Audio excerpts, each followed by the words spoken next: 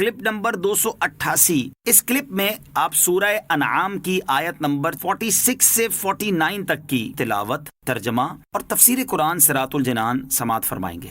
بسم اللہ الرحمن الرحیم۔ ترجمہ، اللہ کے نام سے شروع جو نہایت مہربان رحمت والا ہے۔ قل ارأيتم ان اخذ الله سمعكم وابصاركم وختم على قلوبكم من اله غير الله يأتيكم به انظر كيف نصرف الآيات ثم هم يصدفون۔ ترجمہ، تم فرماؤ اے لوگو بھلا بتاؤ کہ اگر اللہ تمہارے کان اور تمہاری آنکھیں لے لے اور تمہارے دلوں پر مہر لگا دے تو اللہ کے سوا کون معبود ہے جو تمہیں یہ چیزیں لا دے گا؟ دیکھو ہم کیسے بار بار نشانیاں بیان کرتے ہیں، پھر بھی یہ لوگ منہ پھیرتے ہیں۔ قل ارأيتم، تم فرماؤ اے لوگو بھلا بتاؤ۔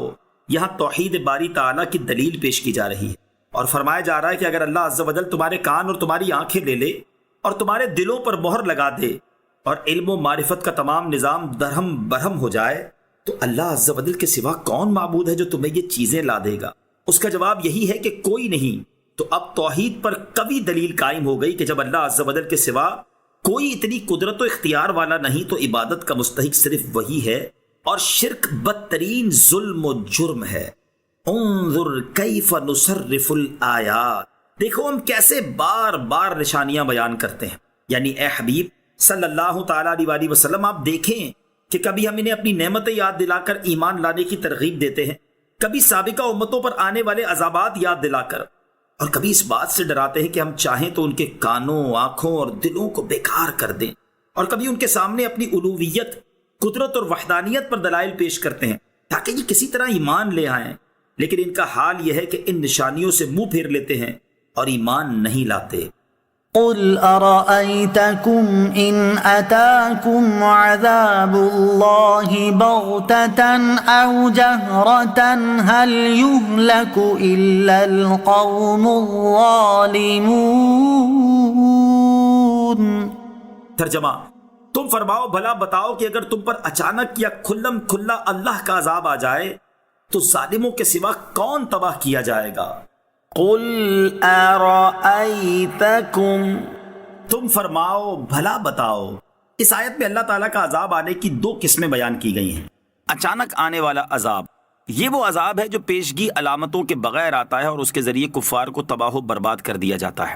نمبر دو، کھلم کھلا آنے والا عذاب، یہ وہ عذاب ہے کہ جس کے آنے سے پہلے اس کی علامتیں نمودار ہوتی ہیں تاکہ لوگ اگر اس عذاب سے بچنا چاہیں تو اپنے کفر اور سرکشی سے توبہ کر کے بچ سکتے ہیں، اور اگر وہ توبہ نہ کریں تو انہیں عذاب میں مبتلا کر کے تباہ کر دیا جاتا ہے۔ وما نرسل المرسلین الا مبشرین ومنذرین